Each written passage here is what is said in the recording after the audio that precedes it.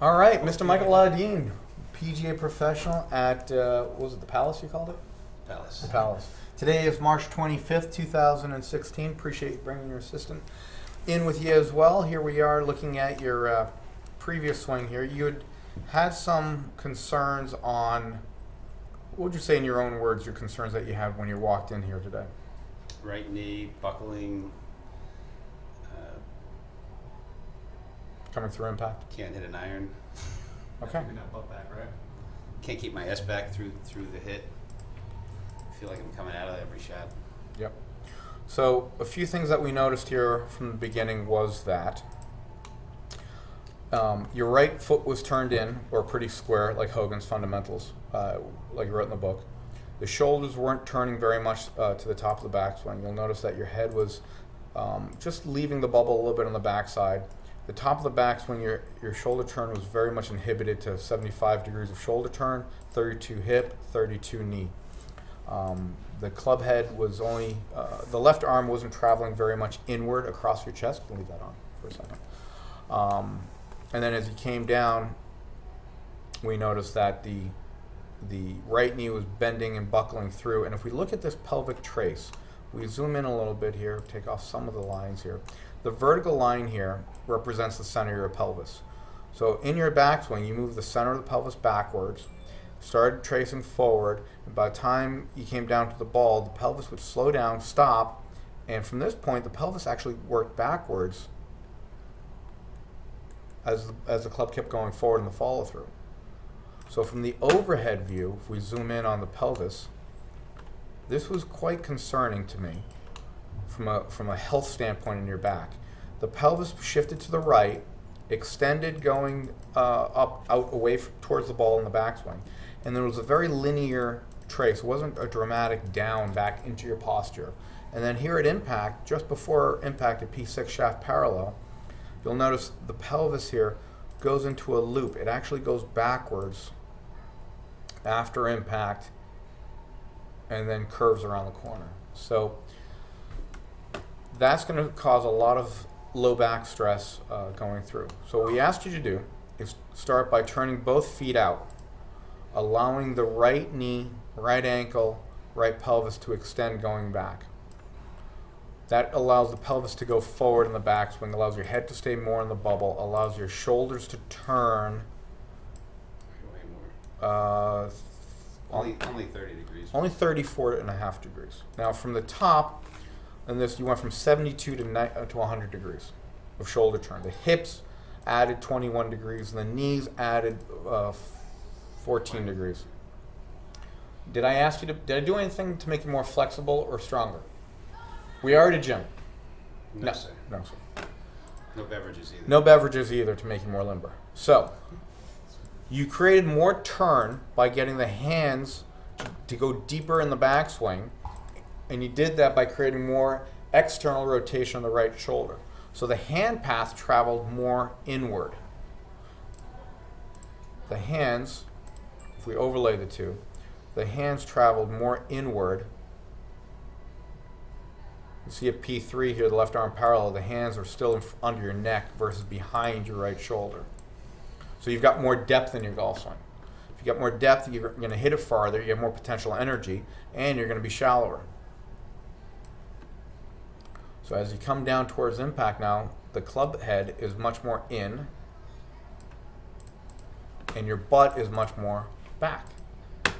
So is my knee. And so is your right knee. So the second part of this, that was the backswing part. The second part is we ask that your left knee go outside your left ankle at P6. By doing that, the right knee, right ankle will extend more and straighten versus bending and collapsing through. So you're actually raising the pelvis versus buckling the pelvis backwards. You can see now from down the line the difference in the two swings as you bring them down. Here you are at P6. The legs are straighter. We'll look at the knee numbers here. The right knee at P6, let's bring them both to 6.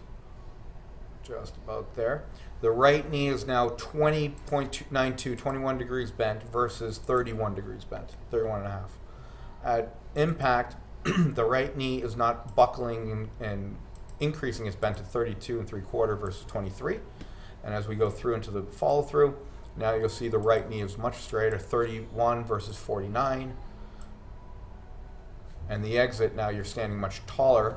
You've got more tilt in your spine. You maintain your shoulder tilts much better. The left arm alignment to the shaft is much squarer. You're not flipping and rotating the hands closed through impact. Right? You don't have these weird crossing patterns in your hand action. The face is much more open as you come through. The golf swing now has much more a wider arc follow through. So you're wider in the follow through and you're narrower coming down. So you got more lag and more extension coming through. Now here's a funny thing that we mentioned was, did I ask you to turn at all in the downswing? I didn't ask you to turn, yet you have more turn. You can see here, if we look at the shoulder turn, you went from 74 degrees to 83 degrees. But I didn't ask you to turn. These are over each other? Yes. Your hips, look at the location of the hips. How much further back the pelvis was in blue than in gold. So now you're ahead of, your low point is ahead of the golf ball versus your low point being at the golf ball, which would make the divot before, hitting it fat or inconsistent. More shaft lean coming through, more extension coming through. Look at your pelvis here now. All right, there's a big difference between these two guys here, especially in the shoulder turn. You got more shoulder turn, but I asked you to do less. Yeah, you just asked me to go linear slide. Linear slide. And look at the extension in the right knee here in the finish. If we look at the knee number here, when the shaft was parallel at the finish there. The right knee was bent 52, now the right knee is straightened to 24. So you're twice as tall with your right knee, and you're not making up that height difference in your other joints. Your left knee is outside your hip. Look where the hip pelvis is here. The pelvis is outside your ankle, right? It's outside your ankle when we rotate it, or on it, versus inside the ankle. You can see it from that quarter view.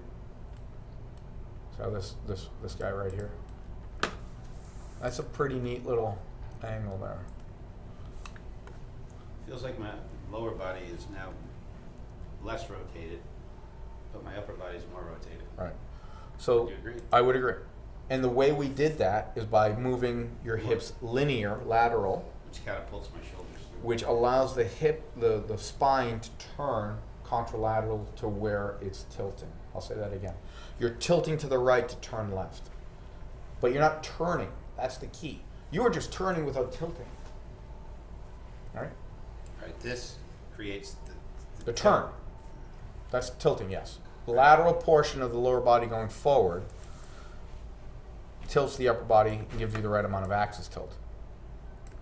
If we look at the pelvic trace from above, and again, now you've got a much better trace. You had a couple that were really sharp, right angle, right angle, right angle. You'll see here it was kind of wishy-washy. But you've got much more down sitting into it. But I didn't ask you to sit, I asked you to go linear. Right.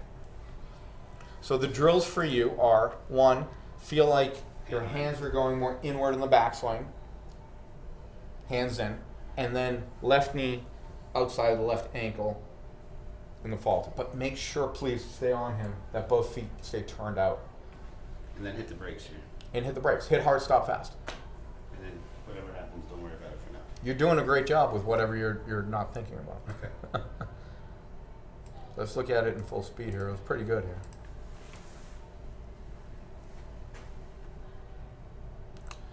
You can definitely see now there's no dipsy-do like there was before. Yeah, less chasey.